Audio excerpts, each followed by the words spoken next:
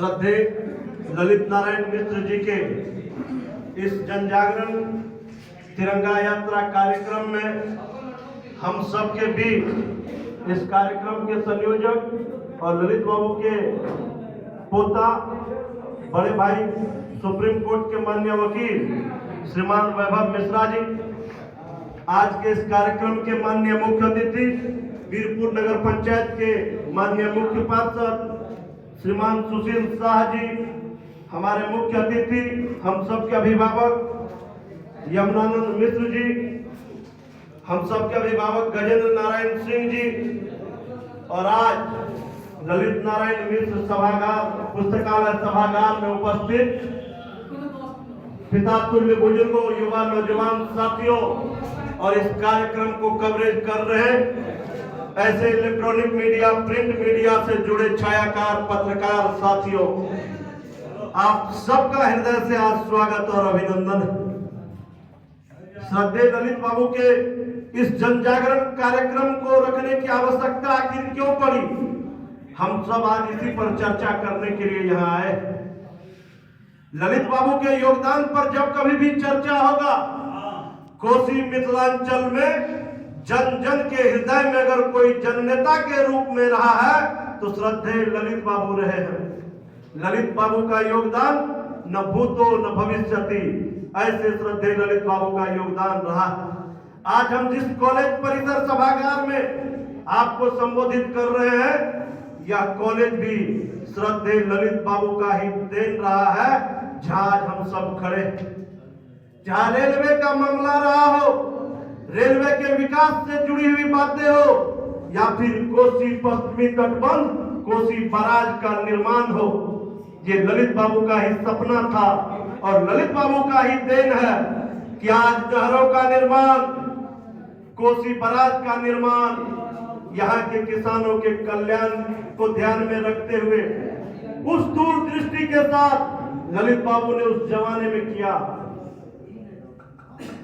लेकिन ललित बाबू का बढ़ता कद बहुत राजनेताओं को रास नहीं आया और यही कारण हुआ कि 1975 में किस प्रकार से समस्तीपुर बम विस्फोट में उनकी निर्मम हत्या हुई, ये किसी से छिपा नहीं है।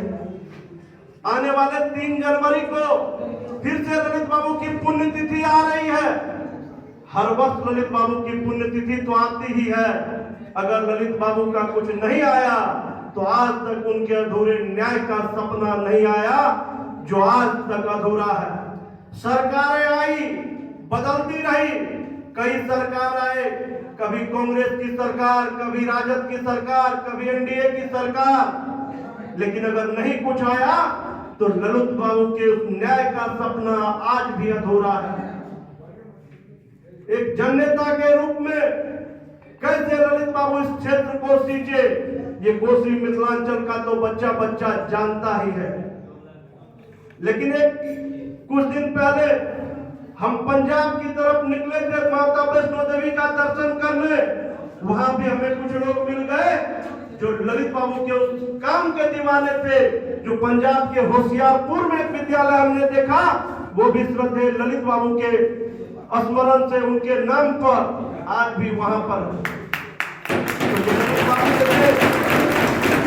गुरु भी थे, जहां जाति धर्म मत मजहब का कोई भेद नहीं था, सबके सपने थे, सबके लिए काम हो रहा था।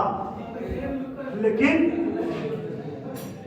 राजनीति में बढ़ता कद बहुत लोगों को रास नहीं आता और यही कारण हुआ कि ललित बाबू जब बिहार के अग्रणी और सर्वमान्य नेता के तौर पर उभरे तो किस प्रकार से रहस्यमय मौत समस्तीपुर बम विस्फोट में हुआ, ये भी किसी से छिपा हुआ नहीं है।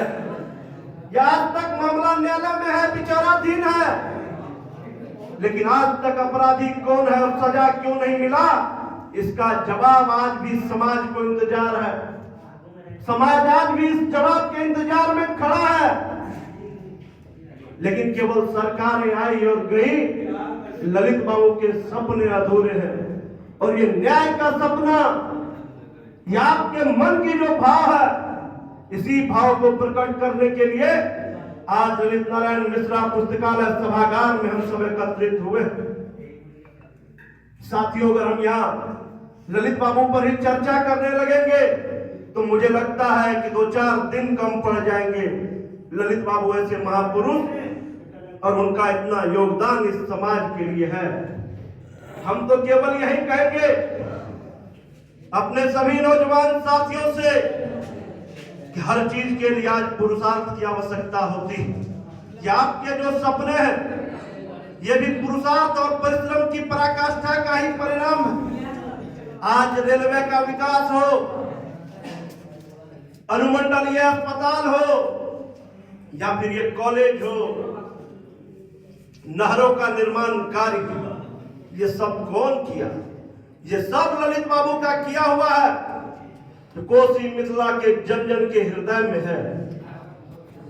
आप सबसे हम यही आह्वान करेंगे, ललित बाबू के न्याय का यह सपना जब तक अधूरा है तब तक कोसी मिथिलांचल का सपना भी अधूरा है। और यह सपना तब पूरा होगा जब ललित बाबू को न्याय मिलेगा। यह मामला भले न्यायालय में है, लेकिन आप सबके माध्यम से हम माननीय न्यायालय से भी आह्वान और अपील करना चाहेंगे कि जल्द से जल्द इस मामले का पटाक्षेप होना चाहिए और लोगों को यह पता होना चाहिए कि ललित बाबू की हत्या क्यों कर दी गई, क्या कारण रहे होंगे। ये जानने की अभिलाषा तो हम सब की रहती है। साथियों, एक पीढ़ी 2 पीढ़ी नहीं, न जाने कितनी पीढ़ियों तक ललित बाबू के काम अमर रहने वाले हैं। एक अमिट छाप छोड़ करके गए।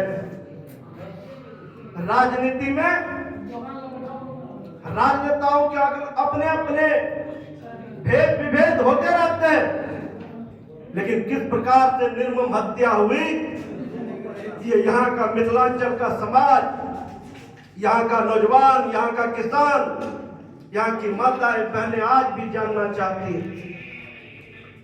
हम तो माननीय न्यायालय से भी यही कहना चाहेंगे, समय रहते इस बात को बताने की आवश्यकता है कि हमारे पुरोधा महापुरुष जन जन के नेता का जो रहस्यमयी मौत हुआ, ये एक बार सामने आना ही चाहिए। आना चाहिए कि नहीं आना चाहिए? आप सब प्रबुद्ध जन नौजवान साथी बैठे हुए हैं। कोसी के विकास का सपना भी ललित बाबू का सपना था। आज सरकारें काम भले कर रही हो, काम हो रहा हो, लेकिन ललित बाबू का जो सपना था वही काम आज हो रहा है। हम तो केवल यही कहेंगे, हमारे छायाकार पत्रकार साथी भी है, ललित बाबू के न्याय का सपना अधूरा है और आपसे केवल यही आग्रह है कि आप ललित बाबू के न्याय को दिलाने में आप सभी छायाकार पत्रकार साथी भी उसी तन्मयता के साथ सहयोग करेंगे। आपसे यही आशा और विश्वास। हम ज्यादा न कहते हुए, क्योंकि बहुत वक्ता है, केवल यही कहेंगे, हमारी लड़ाई तो तब तक रहेगी जब तक ललित बाबू के अधूरे सपने और उनके न्याय का मांग पूरा नहीं हो जाता, तब तक हम सबको ये आवाज बुलंद करते रहने की जरूरत है, पुरुषार्थ करने की जरूरत है। साथियों, आप सब इतने बड़े संख्या में और इतने कम समय में आए, आप सबका हम हृदय से स्वागत और अभिनंदन करते हुए श्रद्धेय ललित बाबू के चरणों में कोटि कोटि प्रणाम नमन करते हुए अपनी बात को यहीं पर देंगे विराम। आप सबका हृदय से आभार।